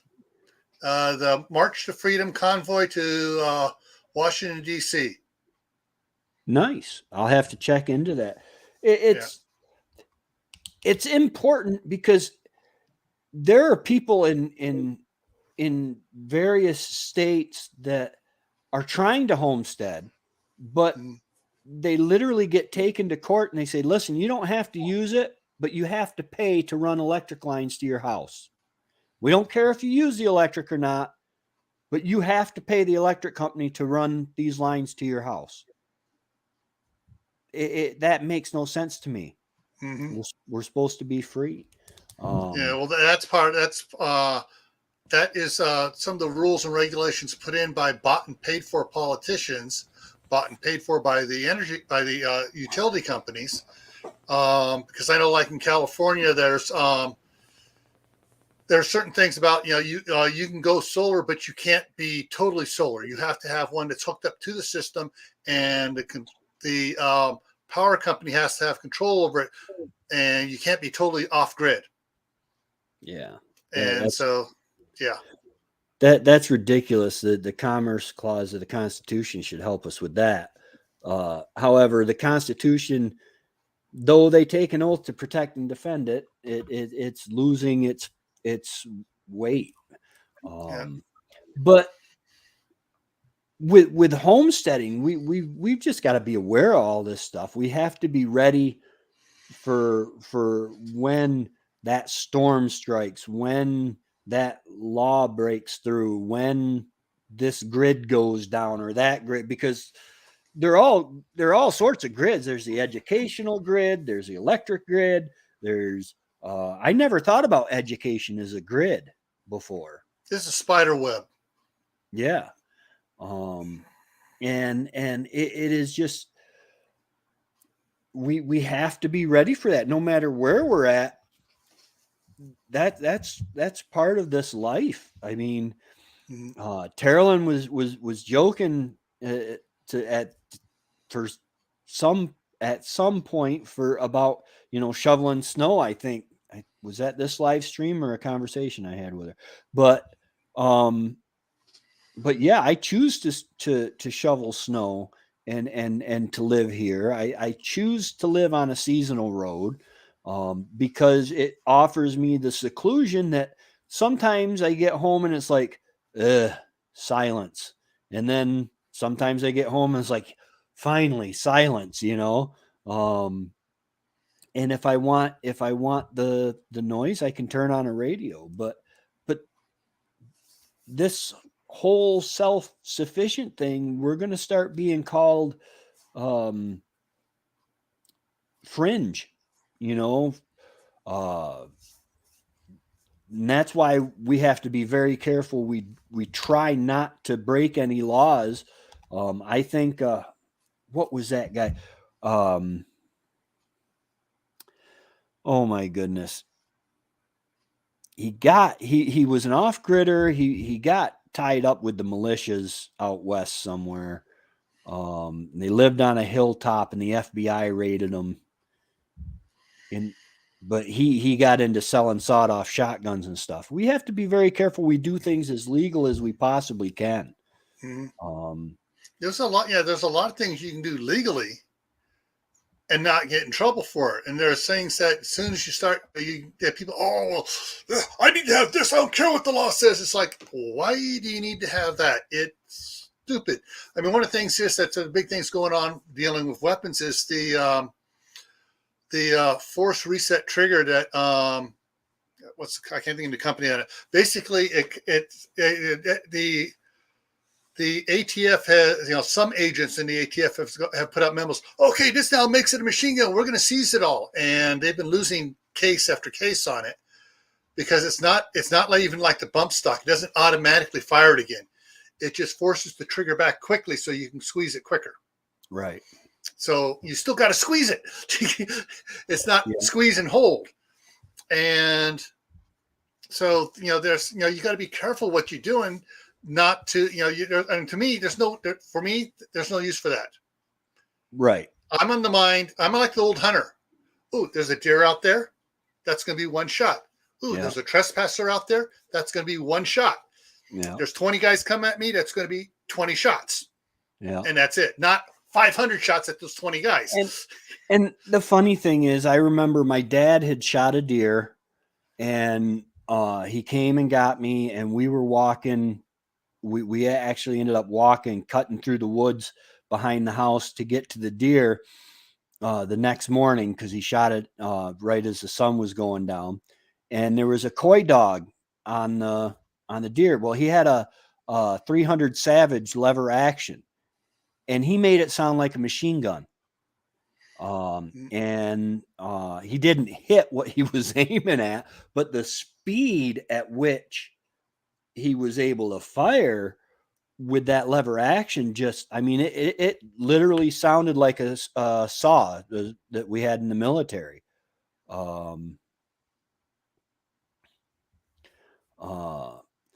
It's just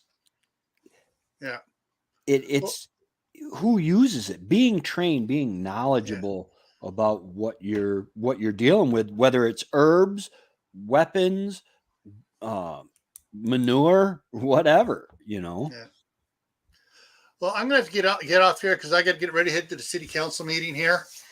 But comment back to the main topic. What garden, vegetable, fruit do you wish I'd planted more of last year? Well, we in 2016 we bought the 5 acres across the street, and my daughter moved in immediately because we weren't ready to retire. And then we bought this one here end of January last year. Brandon approached me, goes, "Hey, I'm moving down to Blackfoot. You interested in buying my property too?" I go, "Yeah." So my wife and I bought this. And the one thing that I wish I could have gotten a commitment out of her last summer, or actually last spring, was to plant fruit trees. Because there's 5 of these other trees. I was looking, I told her, these are going to be a problem. We need to get rid of these trees and plant fruit trees. Oh, no, they'll be fine. Last fall, she saw how bad they were. Okay, yeah, we need to get rid of those trees. They're like a mulberry type tree. And so I wish I could have gotten some fruit trees in, apricots, some apples, some plums and stuff, because it takes 5 years for those to start producing. And now we're another year behind. And so that's, to me, fruit trees is something you need to plan for and get in the ground now, because you're not going to get anything this year, next year, or the following year. 4th year, if you're lucky, you might start getting stuff. 5th year, you'll start having, some nice little harvests. 8 years is when it really starts producing. Oh, I can't wait. I've got apples, pears, and peach and plum. Yeah. So, I mean, that's the other things I wish I had planted more of. Garden vegetables, I planted too many tomatoes last year. For me alone up here, I planted too many. I was just experimenting. It's like, no, didn't need to put 4 beefsteaks in. I only needed 1 beefsteak, 1 Roma, 1 cherry tomato. That's all I needed. And so I'm dialing things back this year. I'm actually going to try to do a couple tomato plants indoor. I just got started setting the stuff up this afternoon to grow indoor year round. So I'm going to see if I can grow tomatoes year round. But, Yeah, I really have to go. I plan on going before the end of February because the rabbit season is done on the 28th, and I want to bring a gun because I don't want to go in the wilderness without a gun. There's so many apple trees, wild apple trees, not too far from here. I want to go and get some cuttings and try to, to get some roots going and get some small trees for spring. I've seen a couple of videos on there. Quebec Homestead had a good one where she took some cuttings and planted them, and I spoke to her a little bit after and asked her which one was doing the best. So I hoping that I can get at least a couple that will, take roots. One of my friends, she retired 2 years ago. She was the head of the horticulture department at the Apple Valley College. Hey, Sean. And she showed my wife, instead of taking a cutting off the tree, she got like the gauze wrap and started making a little pocket and put soil around the root, around the branch, and and then got that on there, and then wrapped it partly, not completely, partly with saran wrap so it would catch and hold the water in, and so you can still water at the top. And it actually rooted quicker than trying to do things, and wound up with a bigger root ball on it quicker. So when she cut it off, it was in the pot and it was going a lot quicker. And that way she didn't have as many failures of the trimming setting roots. Yeah, I've seen they've got these black plastic looking things similar to that, but I would think if you take a cutting from a bigger tree, if you can get like an inch around, inch and a half around, and if you could get that to start rooting, get the soil packed around it like you were talking about, then that might start producing sooner. Yeah. Because this waiting is killing me. I've had 2 years. Well, let's see. We planted them in fall, then we had all of last year, and then this year hopefully we'll have some blossoms show up. But then I'm told that I should probably take and pick all the blossoms off the first year. I haven't heard that, but yeah, I do know, like here up in Idaho, we found out that we needed to get some. It's like a fabric that's almost like styrofoam, fabric type thing, and wrap the trunks from the ground up to the first branch coming off, so that the trees don't start blossoming. The sap doesn't start flowing. They don't start blossoming as early in the spring, because what they get here is it'll warm up a bit, and it'll start going, and it'll start blossoming, and then we'll get a cold snap. Yeah. Or we'll get the winds that come through. And so a lot of people are wrapping their the trunks with those white material that reflects the sun off of it, so that it doesn't heat up. It stays cold for a couple more weeks. I think they had a problem with that was it the peach trees that they had in Georgia, or was it the orange trees?